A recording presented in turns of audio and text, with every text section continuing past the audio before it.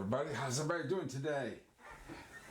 Today is going to be the start of the actual transition of this particular body. It's the Wolfgang body, and we're going to be staining it. Now, people use different types of stains. And people have their own ideology how to do something like this. As far as I'm concerned, I use paper towel. A lot of people say, don't use paper towel, use cloth. Well, I use the paper towel. It's easier for me to handle, and it's not flopping all over the place like a rag does when you're trying to rub something in there. As far as stains is concerned, I use this stain from Stu Mac. It's a vintage amber. I used that on the Frankenstrat that I built some years ago. And the way I apply this over the body, now you have to be, actually I should have gloves on because this stuff stains. It stains. It's almost permanent as what happened to the floor in my bedroom is concerned. But I just take the paper towel and I just fold it up like that, and I go ahead and apply some. You don't want to put too much on there or not enough, because you don't want dark and light stains on your guitar. And here we go, folks.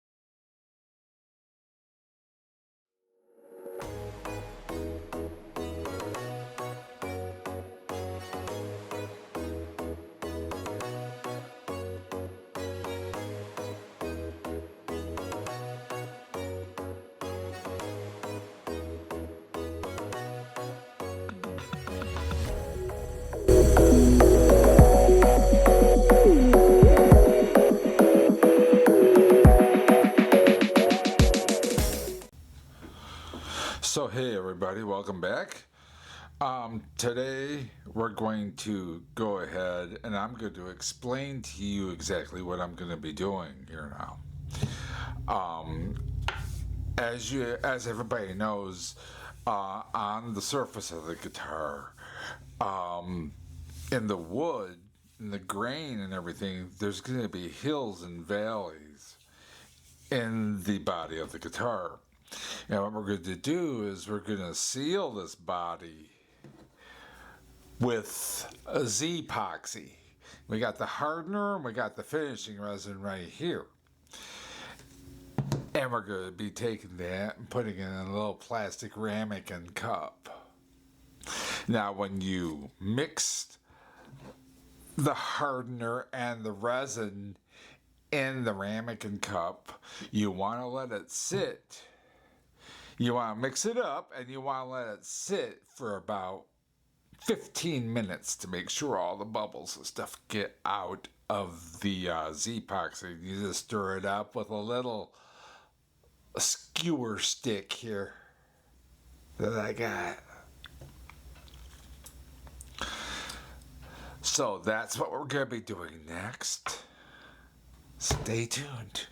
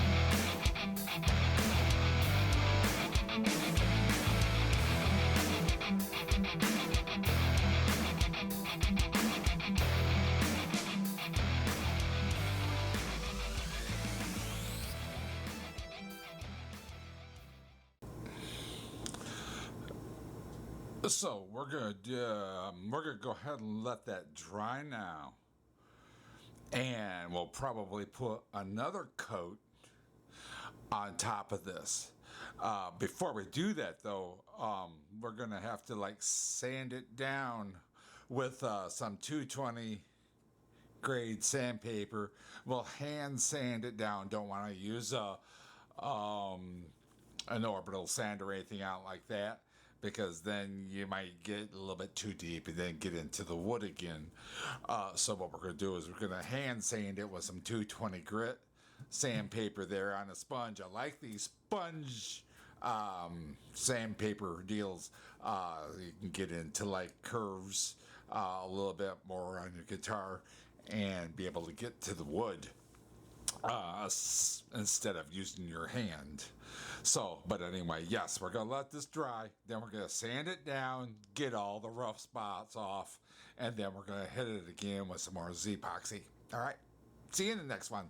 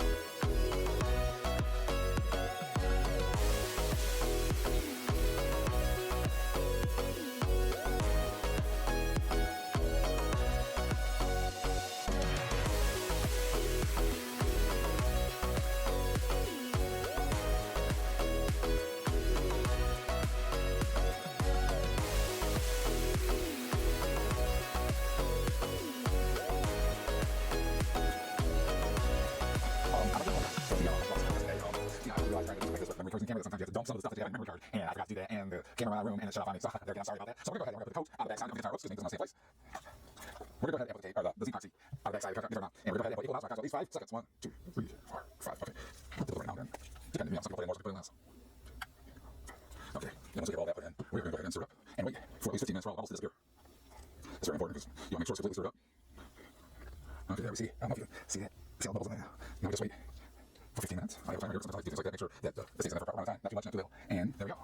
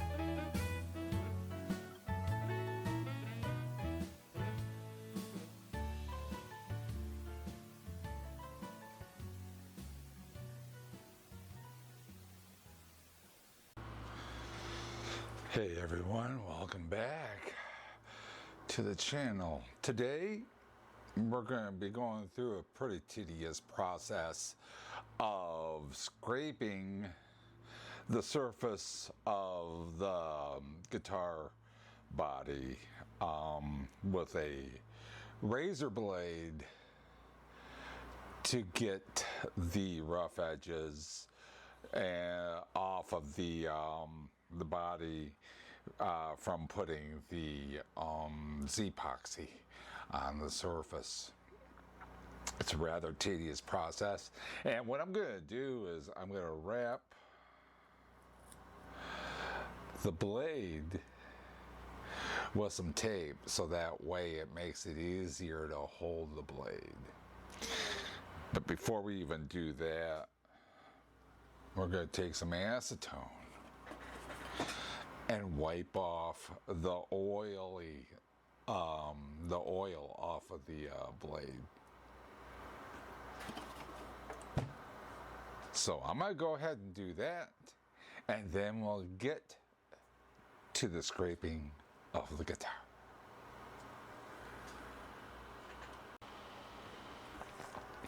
So here we are back, and we got our blade wrapped on the top, so we're not putting, you know, any pressure on our fingers or anything like that from the edge of the top of the blade there. Also, I did take some acetone and wiped the oily residue off of the blade. So what we're going to be doing is we're going to be taking the blade and we're going to be putting a little bit of pressure on it and then pulling it back towards us, getting the rough edges of these epoxy off of the body. So we're going to go ahead and start that.